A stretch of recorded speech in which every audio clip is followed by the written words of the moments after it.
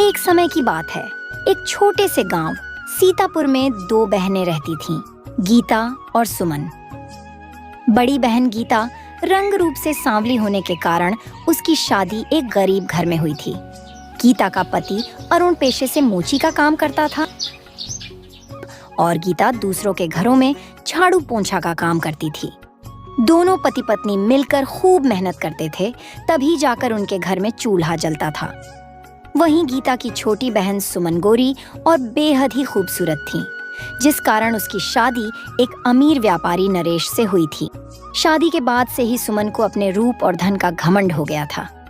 सुमन हमेशा अपनी बड़ी बहन को ताने मारती और नीचा दिखाने का कोई मौका नहीं छोड़ती। जब भी गीता अपनी बहन सुमन से मिलने जाती तो सुमन उसकी रूप और गरीबी का मजाक उड़ाया करती थी। दीदी, तुम्हें देखकर तो यही लगता है कि गरीबी सच में बहुत बुरी चीज होती है।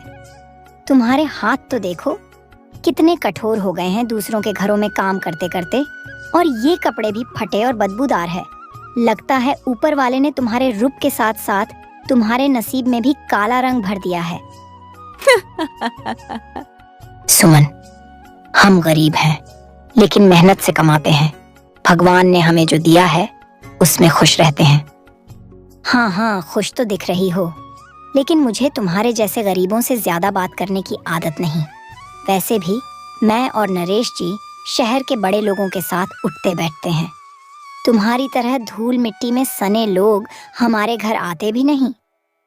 गीता की आंखों में आंसू आ जाते हैं, लेकिन वह कुछ नहीं बोलती और चुपचाप वहां से चली जाती है। एक दिन अरुण सड़क के रास्ते कहीं जा रहा था, तब अचानक उसकी गाड़ी से दुर्घटना हो गई।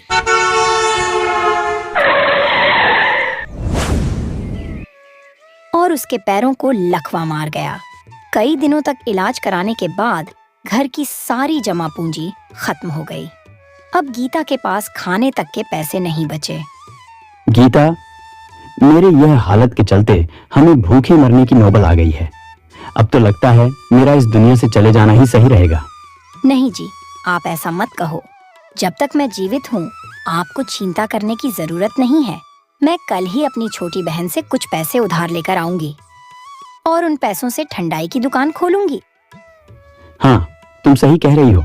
गर्मी का मौसम है, हमारी ठंडाई हाथों हाथ बिकेंगी।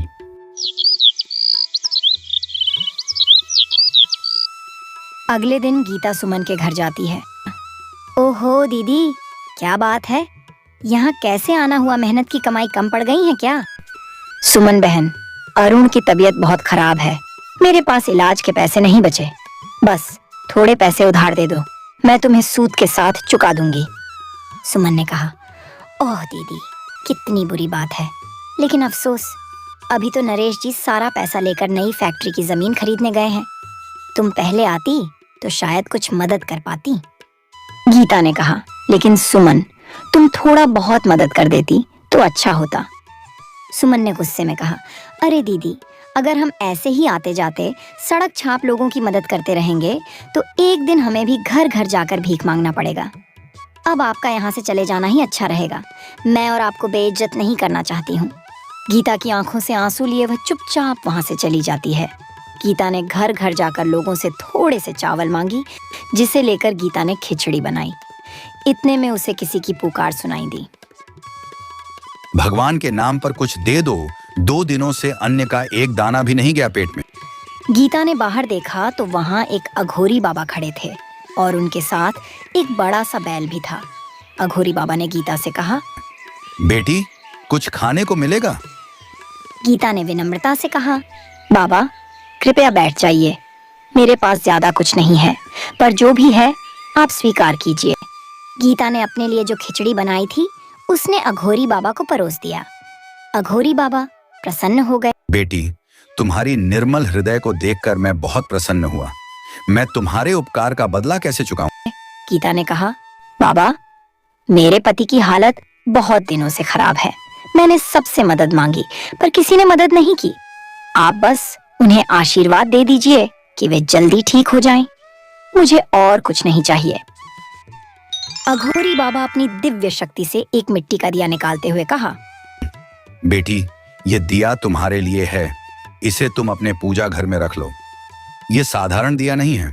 जब तक तुम इस दिए को सच्चे मन से जलाती रहोगी, तुम्हारे घर का हर दुख दूर हो जाएगा और इस दिए से तुम तरक्की की ओर बढ़ती चली जाओगी।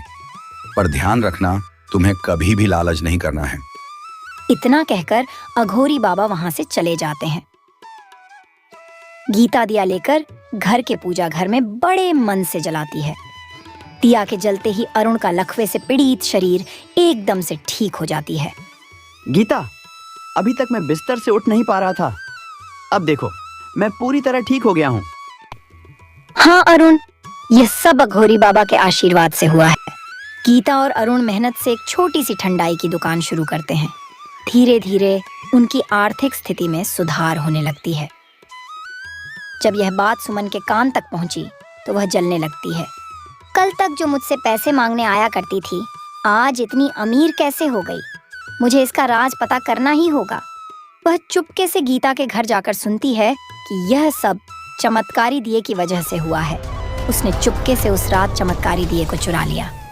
अब पता चलेगा गीता दीदी को, जब मेरी किस्मत और पैसा पहले से भी ज्यादा हो जाएगा और मैं सबसे अमीर बन जाऊंगी। सुमन ने वह दिया लालच भरे मन से अपने पूजा घर में जलाते हुए कहा, मेरा घर को सोने चांदी रुपए पैसा से भर दो। इतने में नरेश चेहरा लटकाए वहां आया। क्या हुआ नरेश, तुम्हारा चेहरा क्यों उतरा हुआ है? नरेश ने कहा। सब बर्बाद हो गया सुमन। मैंने सब कुछ गिरवी रखकर जो शेयर खरीदा था, अचानक बाजार में सारा शेयर का भाव गिर गया। अब हमारा शेयर कौड़ियों के दाम में बिक रहा है। हम बर्बाद हो गए। अब हमारे पास कुछ नहीं बचा। हम सड़क पर आ गए हैं। कल हमें यह घर भी छोड़ना पड़ेगा।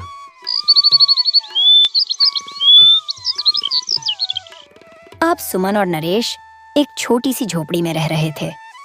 अरे सुमन बहन, तुम्हें काम की जरूरत थी ना? क्या तुम मेरे साहब के घर नौकरानी का काम करोगी? हाँ गायत्री दीदी, तुम्हारा बहुत उपकार होगा। अच्छा तो चलो, मेरे साथ मेरी मेम साहब बेहद ही अच्छी है। वो तुम्हें काम पर जरूर रख लेंगी। दोनों एक बड़े से बंगले में जाते हैं। मेम साहब, ये मेरी पड़ोसी सुमन है। बेचारी की हालत बेहद खराब है। आप इसे काम पर रख लो। गीता ने जैसे ही सुमन की ओर देखा, सुमन चौंक गई। अरे दीदी, आप यहाँ? हाँ सुमन, ये बंगला मेरा ही है, पर मैंने यह तुम्हें नीचा दिखाने के लिए नहीं कह रही हूँ, जैसे तुम मुझे दिखाती थी। मैं बस यही बताना चाहती थी कि वक्त हमेशा एक जैसा नहीं होता है। मैं जानती थी कि तुमने मेरे घर से चमत्कारी दिया चुराया है, पर तुमने पूरी बात जाने बिना ही चमत्कारी दिए का इस्तेमाल किया, जिसकी सजा तुम्हें मिल गई है। सुमन रोते हुए कहने लगी, दीदी मुझे माफ कर दो, मैंने तुम्हारे साथ बहुत बुरा किया। गीता ने कहा, जो हुआ उसे बूढ़ा सपना समझकर भूल जाओ। ऊपर वाले पर भरोसा रखो और इस बार सच्चे मन से उस दिए को जलाओ।